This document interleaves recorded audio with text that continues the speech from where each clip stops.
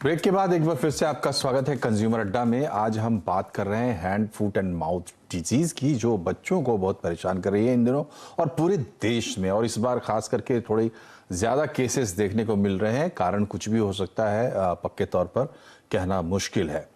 तो ये बीमारी होती है तो कैसे करें उपाय, कैसे करें देखभाल और बाद तक क्या क्या रखें ख्याल, इसी पर है चर्चा।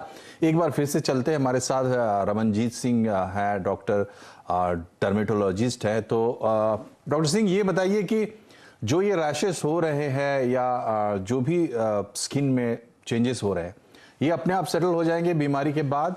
कैसे समझें कि ये ठीक हो गए?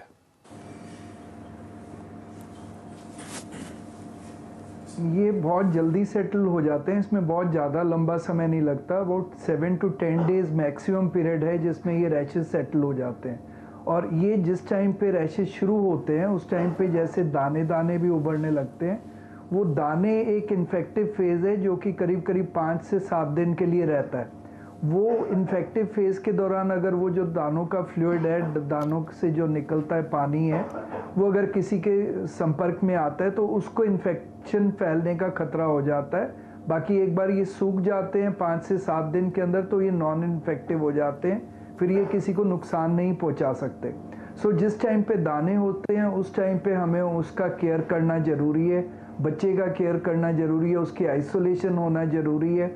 बट जब वो सेटल होने लगते हैं, सूखने लगते हैं, जैसे मैंने बताया नॉन इन्फेक्टिव फेज शुरू हो जाता है। तो जब दाने हो रहे हैं उसको antibiotics, topical antibiotics, oral antibiotics की जरूरत नहीं पड़ती है बिकॉज इतना सिवियरिटी में नहीं आता है।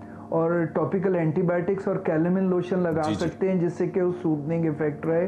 दाने अगर निकलते हैं तो इचिंग इरिटेशन होती है, वो ना होए। साथ में हम लोग एंटी हिस्टामिन्स थोड़े समय के लिए दे देते हैं जिससे कि बच्चे की लाइफ को कंफर्टेबल कर सकें, उसको ये परेशानियों से बचा सके। और कई बच्चों में ये भी पाया गया है कि सिर्फ ओरल लीजन्स ही देखे जाते हैं, स्किन लीजन्स होते ही नहीं। सो वो माइल्ड फीवर के साथ ओरल लीजन्स के साथ ही अपीयर हो जाते हैं और वो ग्रेजुअली सिम्टोमेटिक ट्रीटमेंट से वो सेटल हो जाते हैं। तो ओवरऑल इसमें पैनिक सिचुएशन नहीं क्रिएट करें। कुछ ऐसा खतरनाक बीमारी नहीं है जैसे मंकी पॉक्स या जो कोविड उससे परे है। ये डॉक्टर पटेल, ये बताइए कि कैसे समझें कि अब ये बीमारी गई, बेदा हो गई? तो जो भी समझने वाली बात यह है कि जो भी आपको बीमारियों में जैसे दिक्कतें हुई थी, जैसे बुखार आ रहा था, बुखार में आराम होना, जो हाई ग्रेड फीवर आ रहा होगा 102 103, वो धीरे धीरे कम होने लगेगा। एक तो उसकी फ्रीक्वेंसी भी कम होगी, जैसे कि दिन में अगर 4 बार आ रहा होगा तो 2-3 बार होने लगेगा, फिर 1 बार होने लगेगा, फिर खत्म हो जाएगा धीरे धीरे। और फीवर की इंटेंसिटी भी कम होगी, जो हाई ग्रेड फीवर था वो धीरे धीरे और कम हो जाएगा, 99 100। दूसरी चीज़, बच्चे की वेलबींग इंप्रूव होगी जी। ओरल अल्सर्स इंप्रूव होने लगेंगे, बच्चा और खाने लगेगा और प्लेफुल हो जाएगा। जो पहले की बेचारा जो बच्चा पहले सुस्त महसूस कर रहा होगा बीमारी की वजह से, असहज महसूस कर रहा होगा, उन सब चीज़ों में सुधार आने लगेगा जी। और जो ये स्किन लीजन्स है इसमें थोड़ा समय लग सकता है जाने में, पर वो धीरे धीरे 7 से 10 दिन में वो भी खत्म हो जाते हैं जी। तो बच्चे की वेलबींग देखनी है, बुखार की इंटेंसिटी का कम होना, फ्रीक्वेंसी का कम होना, मतलब कि जो पहले बुखार बार बार आ रहा था, हाई ग्रेड आ रहा था, वो धीरे धीरे कम होने लगेगा। ठीक है। और जो पहले दिन में 3-4 बार आ रहा होगा वो धीरे धीरे फिर 2 दिन, फिर 1 दिन होने लगेगा और बच्चा खाने पीने लगेगा, अल्सर्स में इंप्रूवमेंट होने लगेंगे। डॉक्टर सेठ, सिम्टोमेटिक जब रिलीफ मिलने लगेगा तो आप ये समझते। जी। डॉक्टर सेठ, आपसे आखिरी सवाल संक्षेप में ही जवाब चाहेंगे। एक तो ये है कि क्या बच्चे के ठीक होने के बाद भी उसके सलाइवा में, उसके स्टूल में या इस तरीके से वायरस प्रेजेंट रहता है, और इस बात का ख्याल रखना चाहिए कि उसके संपर्क में दूसरे लोग ना आए? और दूसरी बात कि क्या कुछ दिन के बाद ये बीमारी हट जाएगी? अभी तो ज़्यादा दिख रही है, बाद में कम हो जाएगी?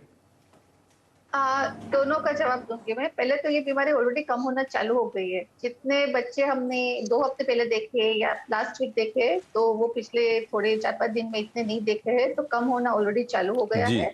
और दूसरी बात है, यस, वायरस सलाइवा से और स्टूल से लंबे टाइम तक एक्सक्रीट हो सकता है। जो सीडीसी बोलता है कि it can excrete up two weeks. कुछ हफ्तों से कुछ महीने तक एक्सटेंड कर सकता है। तो हो सके तो एक बार डिजीज हो गया उसके बाद में इस बच्चों की सलाइवा या फेसिस के कांटेक्ट में न आए तो ज्यादा अच्छा है जी।